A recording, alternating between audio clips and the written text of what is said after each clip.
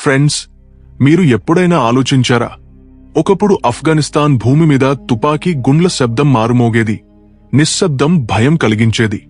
ఇప్పుడు అదే భూమి మీద భారత్ పేరు గంభీరంగా వినిపిస్తోంది. అమెరికా తన సైన్యాన్ని వదిలేసి నిశ్శబ్దంగా వెళ్లిపోయిన ఆ భూమి మీద ప్రజల ముఖాలు నిరాశ, సిగ్గుతో కప్పబడ్డాయి. కాని ఇవాళ అదే విరాణమైన భూమి మీద భారత్ త్రివర్ణ పతాకం కొత్త ఆశల సంకేతంగా ఎగురుతోంది. భూకంపం ఆఫ్ఘనిస్తాన్ను కుదిపేసినప్పుడు ప్రపంచ మీటింగ్లు బయాన్బాజీల్లో మునిగిపోయింది.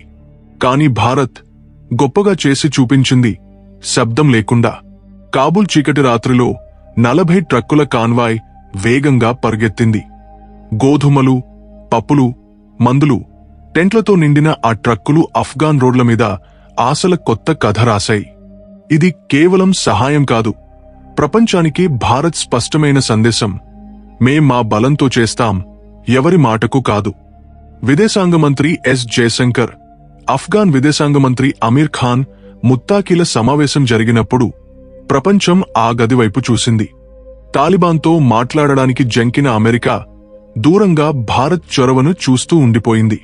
పాశ్చాత్య దేశాలు కెమెరాల ముందు సానుభూతి చూపడంలో బిజీగా ఉంటే, భారత్ సహాయం ఆఫ్ఘాన్ వీధుల్లో కొత్త ఉదయాన్ని తెచ్చింది.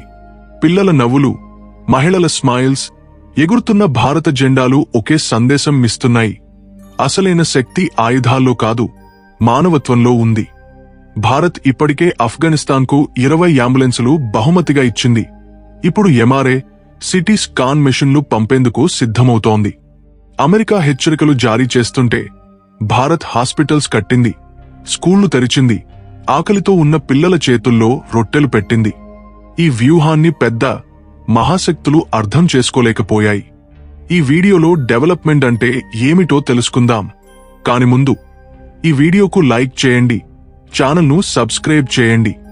ఆఫ్ఘాన్ వీధుల్లో హిందుస్థాన్ జిందాబాద్ నినాదాలు మారుమోగాయి.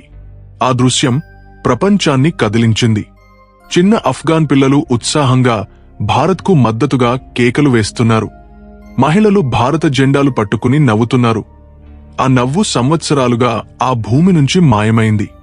డెమోక్రసీ గురించి గొప్పలు చెప్పిన అమెరికా ఇప్పుడు మూలన నిశ్శబ్దంగా చూస్తోంది. ప్రపంచం ఈసారి కళ్లారా చూసింది: శక్తి మిస్సైల్స్లో కాదు, మానవత్వంలో ఉంది. ఆఫ్ఘాన్ విదేశాంగ మంత్రి ముత్తాకి స్టేట్మెంట్ చరిత్రలో నమోదైంది: భారత్ స్వార్థం లేకుండా మాకు తోడైంది. ఇది కేవలం కృతజ్ఞత కాదు, అమెరికా వైఫల్యంపై భారత్ డిప్లొమాటిక్ విజయానికి గట్టి గుర్తు. రష్యా భారత్ మానవీయ చొరవను బహిరంగంగా ప్రశంసించింది.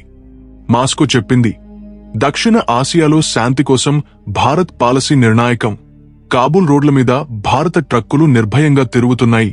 అమెరికన్ సంస్థలు ఇంకా అనుమతి కోసం ఎదురుచూస్తున్నాయి.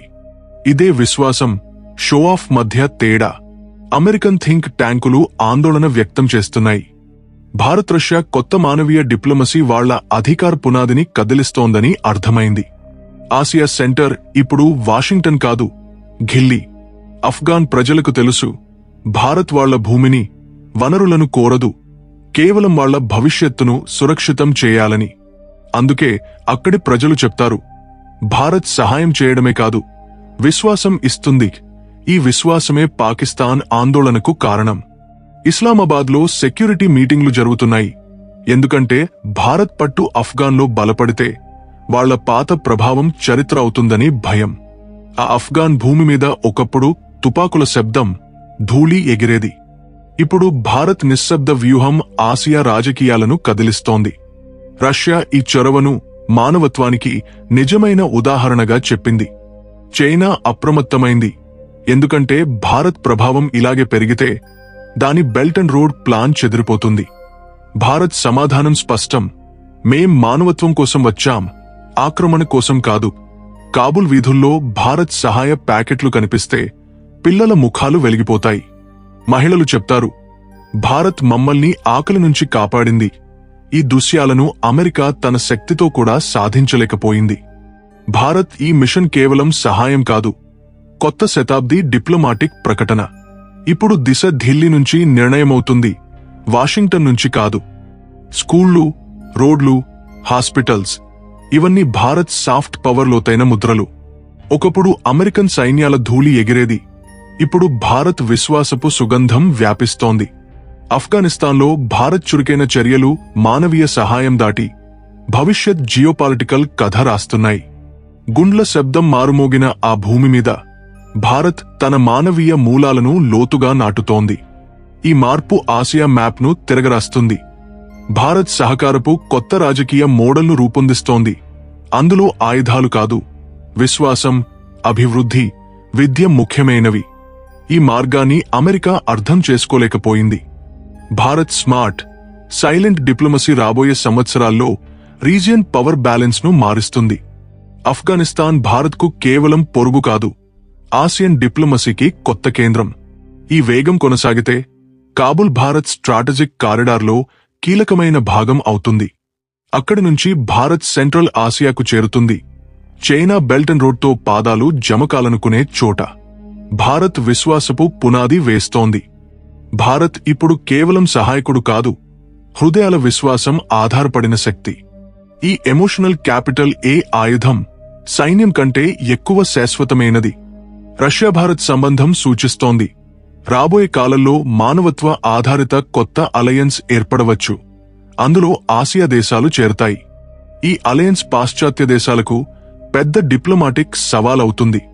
ఈ పాలసీ విజయవంతమైతే భారత్ రాబోయే దశాబ్దంలో హ్యూమనిటేరియన్ సూపర్ పవర్గా ఎదుగుతుంది. విద్య, ఆరోగ్యం, సహాయం ద్వారా దక్షిణ, సెంట్రల్ ఆసియాకు కొత్త దిశ ఇస్తుంది. పాకిస్తాన్కు ఈ పరిస్థితి అసౌకర్యంగా ఉంది. ఆఫ్ఘనిస్తాన్పై పట్టు ఉంచుకోవాలన్న వాళ్ల పాత వ్యూహం కూలిపోతోంది. ఇదే భారత్ అతిపెద్ద విజయం, బుల్లెట్ కాల్చకుండా విశ్వాస జెండా పాతడం. చైనా కూడా అప్రమత్తమైంది. భారత్ హృదయాల మోడల్ దాని భారీ ఇన్ఫ్రాస్ట్రక్చర్ ప్రాజెక్టుల కంటే ఎక్కువ ప్రభావం చూపుతోందని అర్థమైంది. చైనా రోడ్లు, బ్రిడ్జులు కట్టి ప్రభావం చూపాలనుకుంటే భారత్ హృదయాల మధ్య బ్రిడ్జులు నిర్మిస్తోంది. ఇదే డాలర్ డిప్లొమసీ, హృదయాల డిప్లొమసీ మధ్య తేడా. కాబుల్లో భారత్ ఉనికి ఇలాగే పెరిగితే ఆఫ్ఘనిస్తాన్ భారత్ రీజనల్ పాలసీకి శాశ్వత కేంద్రం అవుతుంది. అక్కడి నుంచి భారత్ ఆర్థిక, సాంస్కృతిక, విద్యా సంబంధాలకు కొత్త బ్రిడ్జులు నిర్మిస్తుంది. నెమ్మదిగా ఆఫ్ఘనిస్తాన్ భవిష్యత్ భారత్ దిశలో మళ్లుతోంది. ఇదే అతిపెద్ద జియోపాలిటికల్ మలుపు. భారత్ స్కూళ్లు, రోడ్లు, హాస్పిటల్స్ నిర్మించి ప్రజల హృదయాల్లో, సంస్థల్లో తన స్థానం పదిలం చేసుకుంటోంది. అమెరికా సిస్టమ్ స్థానంలో మానవత్వ ఆధారిత కొత్త అలయన్స్ ఎదుగుతోంది. ఇందులో Bharat, Russia, Iran, central Asia దేశాలు చేరవచ్చు. ఈ అలయన్స్ ఆయుధాలపై కాదు, విశ్వాసం, సహాయంపై నడుస్తుంది. భారత్ ఈ డిప్లొమాటిక్ అడుగు ఆఫ్ఘనిస్తాన్ భవిష్యత్తుకు కొత్త దిశ ఇస్తుందా? మీ అభిప్రాయం కామెంట్లో చెప్పండి. వీడియోకు లైక్ చేయండి, ఛానల్ను సబ్స్క్రైబ్ చేయండి. జై హింద్, జై భారత్.